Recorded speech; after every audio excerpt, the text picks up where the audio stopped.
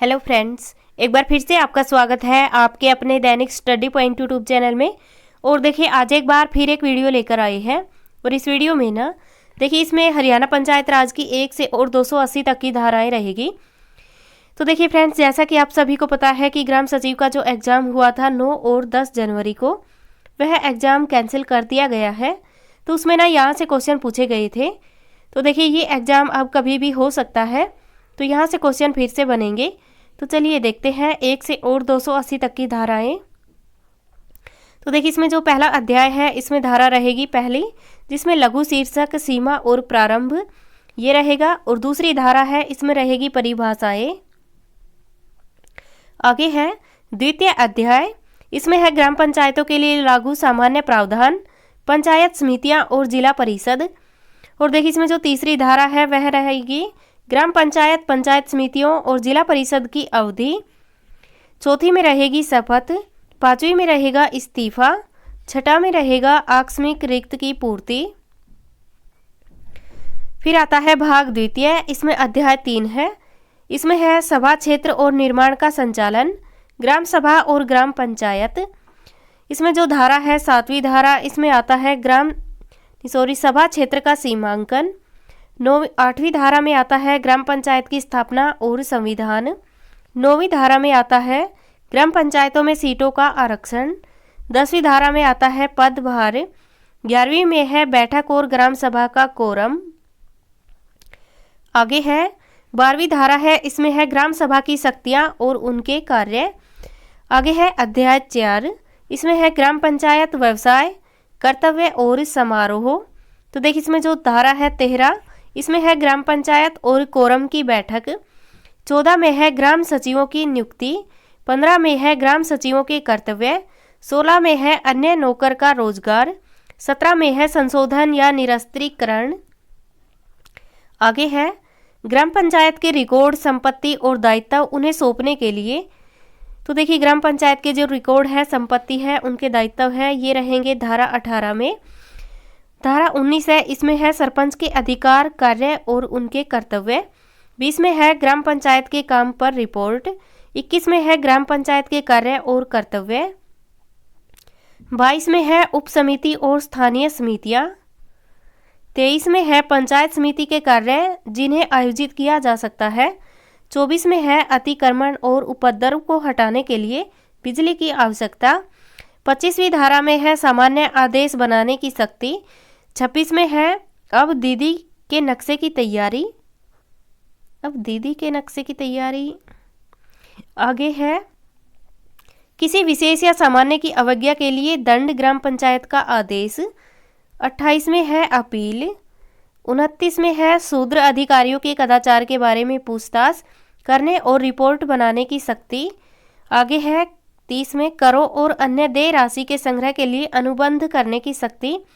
31 में है निषेध लागू करने की शक्ति। 32 में है प्रवेश और निरीक्षण। 33 में है मेलों और बाजारों का प्रबंधन करने की शक्ति। 34 में है जल मार्ग आदि पर बिजली। 35वीं धारा में है सड़कों के नामांकन और इमारतों की संख्या के बारे में शक्ति। 36 में है संस्थानों आदि का प्रबंधन संभालने की शक्ति। 37वीं धारा में है स्कूलों और अस्पतालों की रखरखाव और सुधार में मदद। 38 में है प्राथमिक स्कूलों, अस्पतालों, यहाँ एक समूह के लिए एक औषधालय की स्थापना। अब आता है अध्याय 5, इसमें है व्रत एवं कराधान। तो देखिए जो 39वीं धारा है इसमें है ग्राम निधि। 40वीं धारा में है ग्राम निधि के स्रोत। 41 में है कराधान और शुल्क की शक्ति। 42 में है करों से छूट और अपूर्णीय राशियों को लिखने की शक्ति। 43 में है खातों की लेखा परीक्षा, बजट, खातों का निरीक्षण और खातों के सार का प्रकाशन। 44 में है ग्राम पंचायत के व्यय। 45 में है विशेष कर और सामुदायिक सेवा। तो देखिए अब आता है अध्याय 6, इसमें है नियंत्रण, जिसमें धारा है 46, इसमें है ग्राम पंचायतों के रिकॉर्ड तक पहुँचे। 47 में है ग्राम पंचायत की कार्यवाही निलंबित करने की शक्तियाँ। 48 में है नियंत्रण और अधीनता। 49 में है कर्तव्यों का डिफॉल्ट। 50 में है भूमि का प्रबंधन संभालने की शक्ति। 51 में है पंच या सरपंच को निलंबन और हटाना। तो देखिए सरपंच को हटाने की जो धारा है ये है 51 धारा। 52 में है पंचायत का विघटन। आगे है सरपंच व पंच का दायित्व, धारा नंबर 53 में है। 54 में है संपत्ति के साथ लड़ने के लिए जुर्माना। संपत्ति के साथ लड़के के लिए जुर्माना। आगे है भाग 3 में अध्याय 7 है, इसमें है धारा नंबर 55 में है ब्लॉक का निर्माण। 56 में है पंचायत समिति का गठन। 57 में है पंचायत समिति की रचना। 58 में है पंचायत समिति के लिए चुने जाने वाले सदस्यों की संख्या। 59 में है सीटों का आरक्षण। 60वीं धारा में है पंचायत समिति की पहली बैठक और अध्यक्ष और चुनाव उपाध्यक्ष। 61 में है अध्यक्ष और उपाध्यक्ष के अधिकार और कार्य। 62 में है अध्यक्ष और उपाध्यक्ष के पद की अवधि। 63 में है अनुपस्थिति की छुट्टी। 64 में है अध्यक्ष उपाध्यक्ष और एक सदस्य का निलंबन। 65 में है पंचायत समिति के कार्यकारी अधिकारी। आगे है अब अध्याय 8 शुरू होता है। तो इसमें है पंचायत समिति के व्यवसाय की अवधारणा, जिसमें धारा है 66। इसमें है मुलाकात। 67 में है साधारण या विशेष बैठकें बुलाना। 68 में है कोरम। 69वीं धारा में है विशेष बैठक को बुलाने के लिए अध्यक्ष और कार्यकारी अधिकारी की शक्ति। 70 में है स्थगन। 71 में है बहुमत के मत से बैठक के निर्णय की अध्यक्षता करना। 72 में है कार्यवाही का रिकॉर्ड और प्रकाशन। आगे है अध्याय नंबर 9। इसमें है कार्यकारी अभिप्राय और सेवा संचालन समिति, जिसमें धारा 73 है। इसमें है पंचायत समितियों की कार्यकारी शक्तियाँ। 74 है, इसमें है अध्यक्ष और कार्यकारी अधिकारी की कार्यकारी शक्ति का विस्तार। 75 है, इसमें है कार्य और कर्तव्य। 76 है, इसमें है सामुदायिक विकास कार्यक्रम। 77वीं धारा में है ग्राम पंचायतों के साथ पंचायत समिति का संबंध। 78 में है पंचायत समिति के आदेशों की अवज्ञा के लिए जुर्माना। 79 में है क्षति के लिए मुआवजा। 80 में है प्रतिनिधि करने की शक्ति। 81 में है अध्यक्ष और कार्यकारी अधिकारी की असाधारण शक्तियाँ। 82 में है अध्यक्ष की शक्तियों का प्रत्यायोजन। 83 में है समितियों के कार्य। 83 में समितियों का संविधान है। 84 में समितियों के कार्य है। 85 में है समितियों की प्रक्रिया। 86 में है पंचायत समिति द्वारा शक्तियों का प्रत्यायोजन। 87 में है ग्राम पंचायत पर पंचायत समिति द्वारा पर्यवेक्षण की शक्ति। अब आता है अध्याय 11। इसमें है वित्त और कराधान। इसमें 88 पर है कराधान की शक्ति। 89 में है मुख्य अधिकारी की अनुमति के बिना कर लगाने की शक्ति। 90 में है कर लगाने की प्रक्रिया। 91 में है फीस की लेवी। इसके बाद है 92। इसमें है कर का आकलन और संग्रह कैसे किया जाए, करों की किस्त। 94 में है पंचायत समितियों की शक्तियों का प्रत्यायोजन। आगे है मूल्यांकन और संग्रह के लिए अपील। 96 में है कराधान से छुटकारा, उन्मूलन और छूट। 97 में है मेलों आदि के शुल्क या टोलों के प्रबंधन और पट्टे पर देने की शक्ति। 98 में है स्मृति निधि। 99 में है स्मृति निधि का निहितार्थ, अभिरक्षा और निवेश। और 100 में है स्मृति निधि का आवेदन। 101 में है न्यूनतम शेष। 102 में है आय का वार्षिक अनुमान। 103 में है बजट और खातों का निरीक्षण। 104 में है खातों के सार का प्रकाशन। 105 में है खातों की लेखा परीक्षा। आगे है अध्याय 12। इसमें है पर्यवेक्षण, जिसमें धारा है 106। इसमें है मुख्य कार्यकारी अधिकारी द्वारा पर्यवेक्षण। 107 में है सरकार द्वारा पर्यवेक्षण। 108 में है पंचायत समितियों के प्रस्तावों को रद्द करने या निलंबित करने की शक्ति। 109 में है सदस्यों का निलंबन और निष्कासन। 110 में है असमता के मामले में सरकार की शक्तियाँ। 111 में है भंग का परिणाम। 112 में है पंचायत के चूक के मामले में कर्तव्यों को प्रदान करने या प्रदर्शन करने की शक्ति। 113 में है संयुक्त कार्यों आदि के संबंध में विवाद का निपटारा। 114 में है विवाद। 115 में है पंचायत समितियों के मामले की जांच। 116 में है पंचायत समितियों के आदेश की अपील। अब आता है भाग नंबर 4, इसमें है अध्याय नंबर 13, इसमें आता है जिला परिषद। तो देखिए जिला परिषद का जो गठन है वह होगा 117 धारा में। 118 में है जिला परिषद की रचना। 119 में है निर्वाचित सदस्य। 120 में है सीटों का आरक्षण। 121 में है जिला परिषद की पहली बैठक और राष्ट्रपति का चुनाव। 122 में है राष्ट्रपति और उपराष्ट्रपति की शक्तियाँ और उनके कार्य। 123 में है राष्ट्रपति और उपराष्ट्रपति और मौसर ऑफिस का कार्यकाल।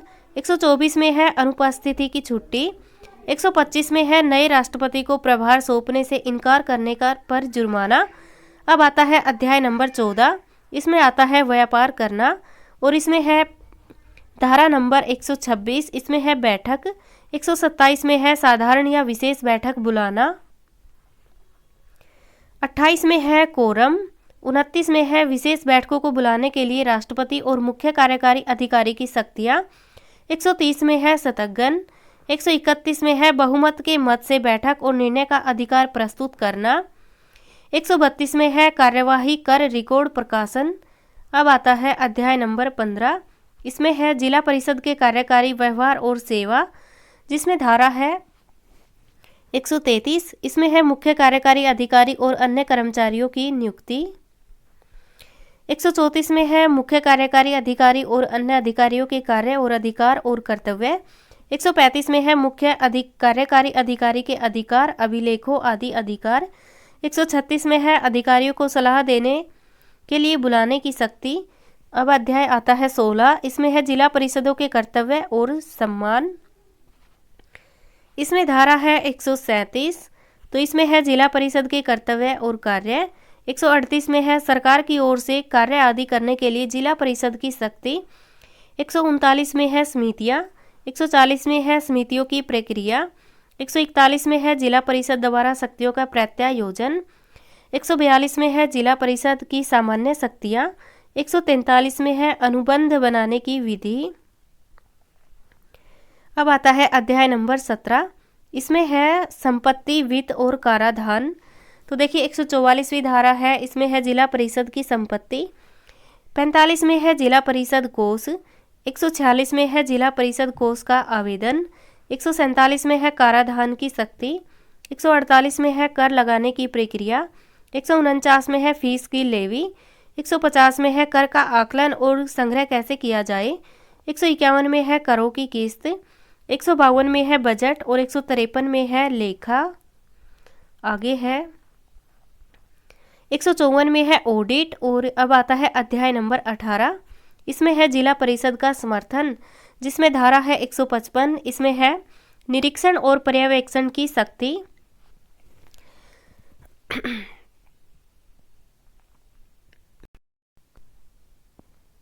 156 में है तकनीकी पर्यवेक्षण और निरीक्षण। 157 में है अपने कर्तव्यों के प्रदर्शन में जिला परिषद की चूक। 158 में है जिला परिषद का विघटन। 159 में है जिला परिषद के प्रस्तावों को रद्द करने या निलंबित करने की शक्ति। 160 में है अध्यक्ष, उपाध्यक्ष और सदस्यों का निलंबन और निष्कासन। अब आता है अध्याय नंबर 19, इसमें है ग्राम पंचायत, पंचायत समितियों के सदस्यों का चुनाव और जिला परिषद और चुनाव प्रदर्शन आदि, जिसमें धारा है 161। तो इसमें है ग्राम पंचायत, पंचायत समितियां और जिला परिषद का चुनाव। अब आता है अध्याय नंबर 20, इसमें है चुनाव से संबंधित प्रावधान।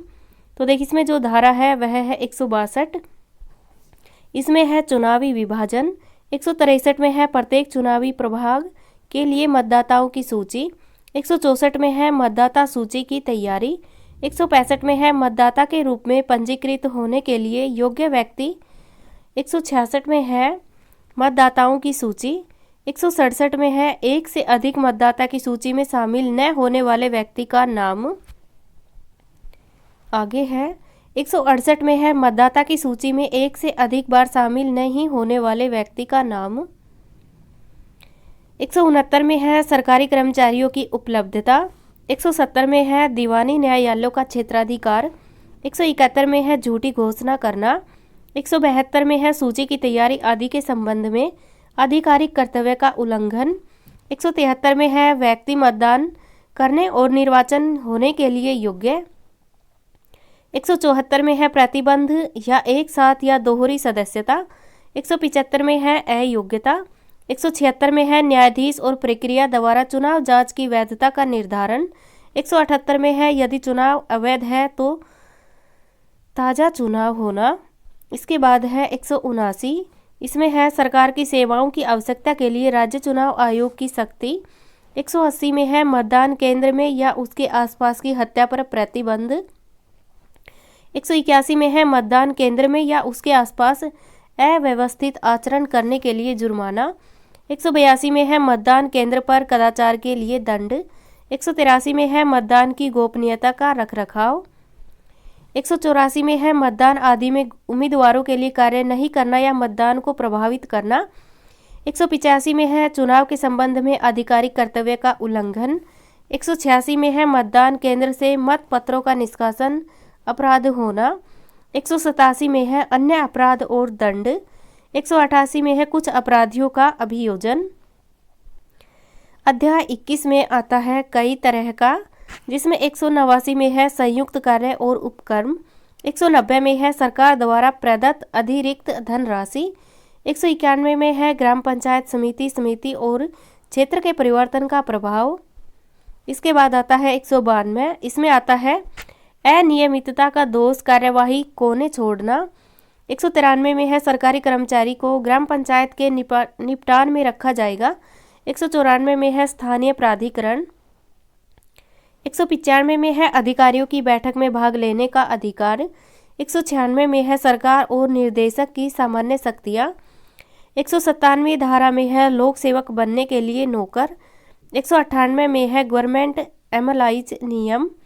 199 में है मानदेय और भत्तों का भुगतान। 200 में है भूमि का अधिग्रहण। 201 में है बकाया राशि की वसूली।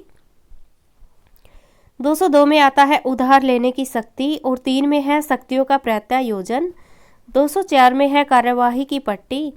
205 में है ग्राम पंचायत, पंचायत समिति, जिला परिषद या किसी के खिलाफ मुकदमा। 206 में है ग्राम पंचायत, पंचायत समिति और जिला परिषद का समावेश। 207 में आता है संपत्तियों और देनदारियों का अंतरण। 208 में आता है निवर्तमान पंच, सरपंच, सदस्य, अध्यक्ष, उपाध्यक्ष का कर्तव्य। 209 में है सरकार को नियम बनाने की शक्ति। 210 में है उपनियम। 211 में आता है आम चुनाव कराने की सरकार को शक्ति। 212 में है राज्य चुनाव आयोग का गठन। 13 में है वित्त आयोग का गठन। 14 में है जिला योजना समिति। 215 में है कठिनाइयों को दूर करना। 16 में है वार्षिक पार्षणिक रिपोर्ट। 17 में है निर्देशक और अन्य कर्मचारियों की नियुक्ति। 18 में है निरसन और बचत। 19 में है परिभाषाएं। 20 में है प्राधिकरण की स्थापना और गठन। 21 में है कार्यालय की शर्तें और सदस्यों की सेवा की शर्तें। 22 में है रिक्तियों को भरना। 23 में है बैठक। 24 में है समितियों की नियुक्ति। 225 में है नियुक्ति व्यक्तियों का अस्थायी संघ। 226 में है कृत्यों और कार्यवाहियों का सत्यापन। 227 में है स्टाफ। 228 में आता है अधिकारियों और कर्मचारियों की सामान्य अयोग्यता।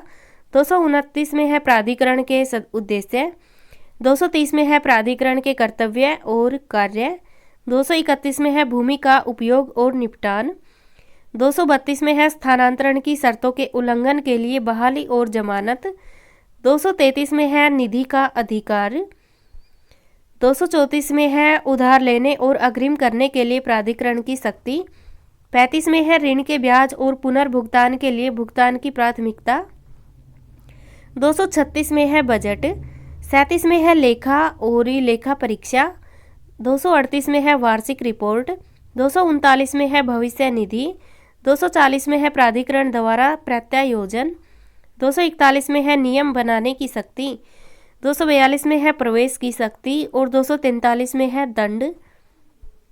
244 में है जुर्माना और बकाया की वसूली की विधा का प्रभाव। 245 में है कंपनियों द्वारा अपराध और 46 में है प्राधिकरण को भुगतान के लिए जाने पर जुर्माना। 247 में है नियमों और विनियमों के उल्लंघन के लिए जुर्माना। 248 धारा में है अपराधों की संरचना। 249 में है विकास योजना। 250 में है विकास क्षेत्र में भूमि का विकास। 251 में है भूमि के विखंडन और अन्य विकासात्मक गतिविधियों पर प्रतिबंध। 252 में है सरकार द्वारा नियंत्रण। 253 में है रिटर्न और इन्फॉर्मेशन। 254 में है भूमि का अधिग्रहण। 255 में है विकास क्षेत्र की घोषणा। 256 में है योजना का प्रकाशन और 57 में है योजना का संशोधन।